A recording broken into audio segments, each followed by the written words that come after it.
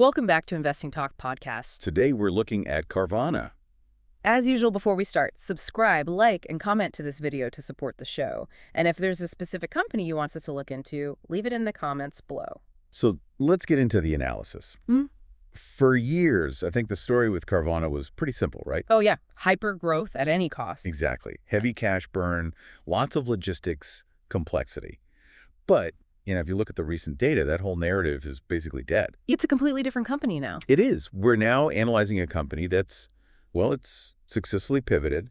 It's now a profitable, high operating leverage e-commerce platform. And that shift, that really changes the entire investment thesis. Fundamentally. Okay, let's unpack this a bit, because that turnaround is the whole reason this company is back on the radar for so many people. I mean, it felt like they were in real distress just a couple years ago. They were. So what's the hard evidence right now that signals they've actually made this pivot to, consistent profitability? Well, the evidence is really in the unit economics.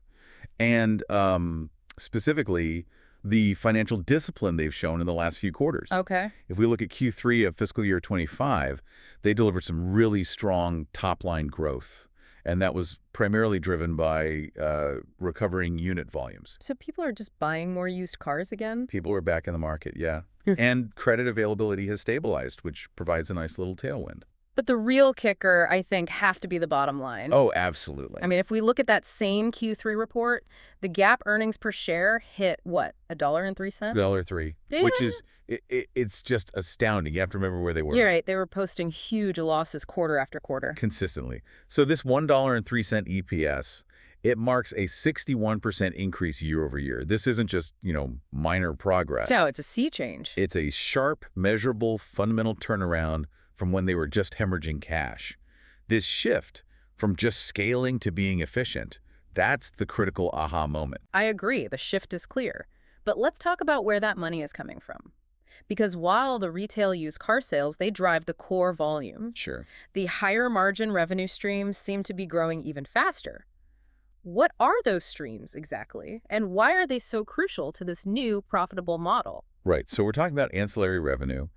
Analysts often call it F&I. Finance and insurance. Finance and insurance products, exactly. Yeah. This is your warranties, your gap insurance, the financing packages they attach to the vehicle sale itself. And that's so important because the main costs are already baked in. You've got it. They have largely fixed infrastructure costs in their logistics and reconditioning hubs. So when they sell a car, most of that cost is set. Okay. But when they attach an F&I product, the incremental cost to them is almost zero.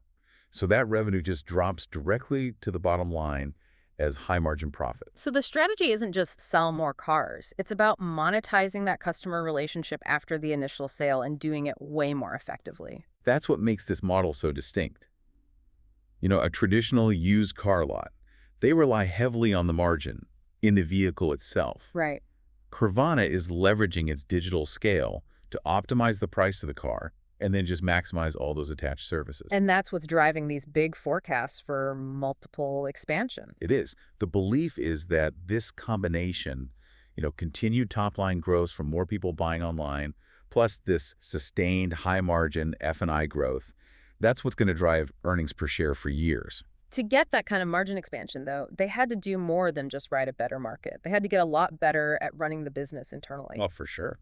So let's get into that, the engine of their efficiency. How did they pull this off? It really boils down to just maximizing the utilization of the assets they already built. And there were two main operational drivers here. Yeah. The first was a really dramatic reduction in SG&A expenses per unit, selling, general, and admin. How'd they do that? Through an intense focus on logistics optimization.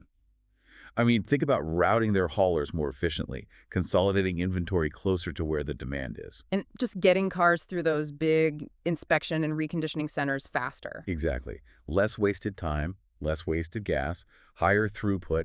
They built all this huge infrastructure during that growth phase, and now they're finally pushing enough volume through it to make those costs shrink on a per-unit basis. Right. So what was the second driver? The second, and it's related, is maximizing their gross profit per unit, or GPU.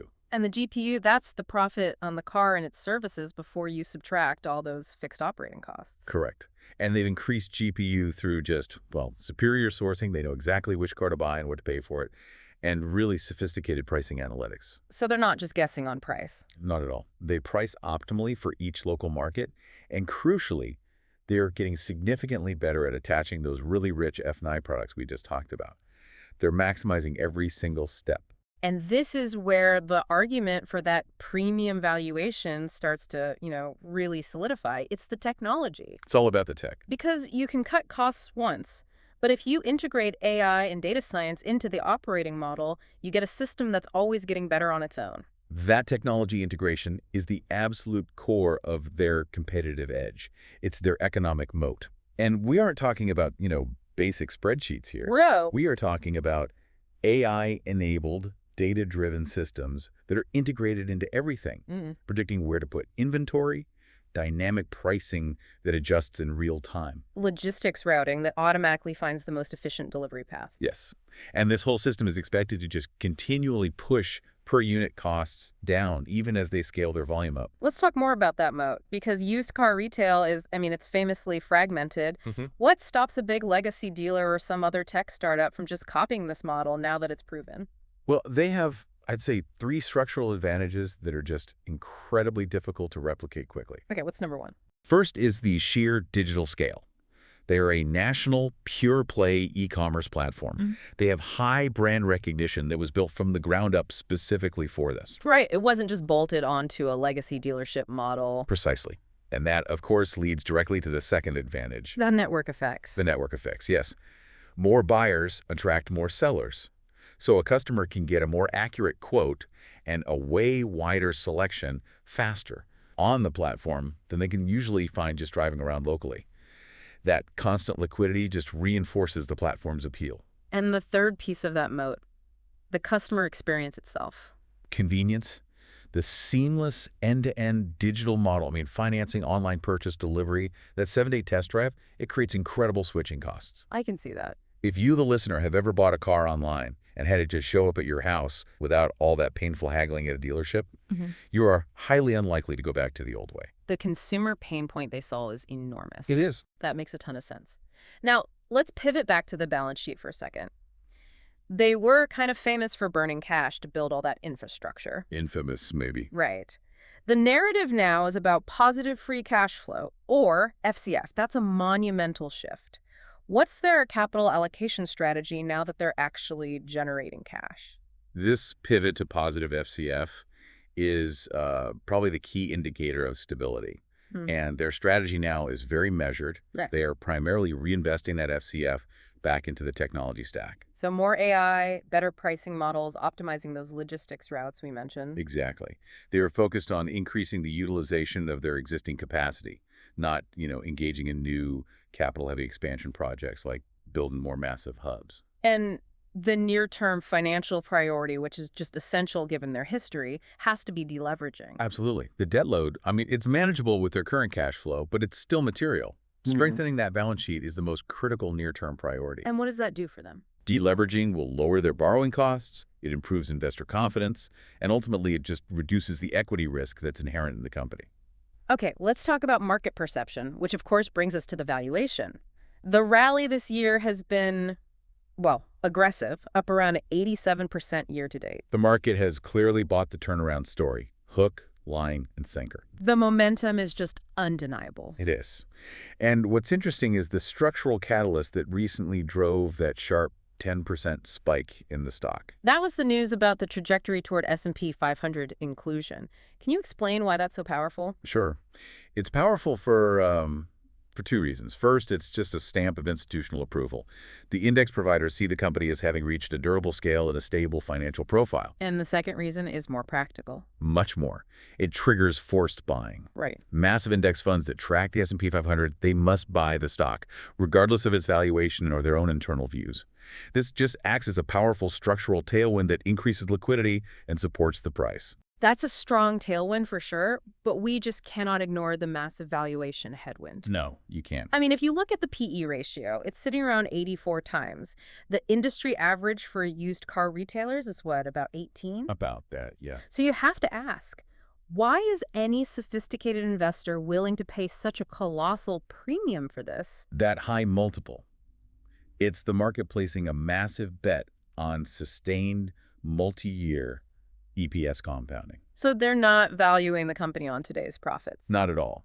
They are underwriting the assumption that this structurally higher profitability is permanent and, more importantly, scalable. Okay, so we're circling back to that operating leverage you mentioned earlier. The core argument is that their logistics and reconditioning infrastructure is basically a fixed cost. Right. So once they hit certain volume milestones, the incremental cost of selling one more car is tiny, which means the profit drops straight to the bottom line, and it does so faster than almost any legacy competitor could manage. That's it, exactly. The fixed cost nature of their logistics base means that if they continue to increase unit volumes by just a modest amount, the growth in profitability will far outpace the growth in revenue. That 84x PE is the market saying the margin expansion journey has just begun. Wow. And what's fascinating is that even after this massive rally, some of the more aggressive fair value estimates still put the stock higher, around 419 versus recent trading near 374. So the idea is that the re-rating is still ongoing. Yeah, as more institutions recognize that long-term compounding potential. And technically, the persistence of this rally just confirms that institutional interest. I mean, the setup is classically bullish, right? The 50-day moving average is well above the 200-day. It is. It signals a strong, sustained uptrend that momentum traders love to follow. Yeah, But the momentum is constructive, but we have to provide that critical balance. Anytime a stock runs up nearly 90% in a year, the risk profile changes dramatically. So let's get into the bear case. What could possibly go wrong here? Well, the primary risk has to be that valuation we just talked about, right? It has to be. If that growth story falters even a little bit, that PE multiple is going to come down hard. It is the single biggest risk. The stock is priced for near perfection. So if unit volume growth slows significantly, or if that margin expansion just hits a plateau earlier than expected, Maybe because of unexpected inflation in logistics or labor costs. then the market will derate the stock sharply. It wouldn't matter how fundamentally healthy the business is. Those high expectations are a really heavy burden. We also have to talk about the balance sheet again. It's improved, but the debt load is still material. Skeptics have to be worried about what happens if the broader credit environment for used cars deteriorates again. I mean, auto finance is so critical to their model. It is. If interest rates were to spike again or underwriting standards tighten, it directly impacts their ability to make sales, and it just crushes that high-margin F&I segment. It's a real risk. It is, but it's important to note that the financial metrics have improved enough that those net leverage ratios are way down. It's less of an existential threat than it was a couple of years ago. Okay. What about the insider stock sales? That's always a bad look. It is a headline risk, for sure. I mean, reports of the CEO and major shareholders selling off tens of millions of dollars in stock, that always creates negative optics. When the people who know the business best are selling, it raises questions. It absolutely does. It's a major flag. However, when we look at how the market has actually processed this information, the consensus view seems to be kind of neutral. Really? Yeah, the institutional commentary seems to be interpreting these large sales as just necessary liquidity events after a phenomenal stock run rather than some kind of negative signal on the fundamentals. So the S&P inclusion and the institutional buying have kind of buffered that risk. For now, it seems so. So the focus remains squarely on execution, just proving the scalability of this new profitable model. The next big event will be the upcoming earnings report then. Right. And investors will be lasered in on two things: maintaining that strong EPS growth we saw in Q3, and just definitive proof that the margin expansion is continuing. They need to show that those AI-driven efficiencies are structural, not just cyclical. And we shouldn't forget there's a potential macro tailwind here that can make all of that a little easier. Precisely. Any potential interest rate cuts or even just stabilization in the near future would provide massive relief. Because lower rates make auto loans cheaper. Lower rates ease auto finance costs. That stimulates used car demand, which directly boosts their volumes and improves the profitability of their F&I segment. Macro stability really acts as a force multiplier for all their internal efficiency gains. Okay, that brings us to the synthesis. For you, the listener, the story here is one of a really dramatic and so far successful pivot from a cash-burning growth machine to a profitable digital platform. They've executed, they've gained institutional support with the S&P inclusion. And the market has rewarded them aggressively by pricing in years of future compounded earnings growth. So the sole question now is whether that high-tech engine of theirs can keep pace with the extremely high expectations the market has set. And that leads us to the final provocative thought we want to leave you with. Now that this pure-play e-commerce platform has shown that it can generate positive free cash flow and scale profitably in a sector as logistics-heavy and fragmented as used auto retail, what does this proven blueprint mean? You should be considering what this success implies for all the other brick-and-mortar retail industries that rely so heavily on complex physical logistics and on consumer financing. Is this the definitive model for the next wave of disruption? That's it for our look at Carvana. If you enjoyed this analysis, make sure you follow us on your preferred platform for more insights every week.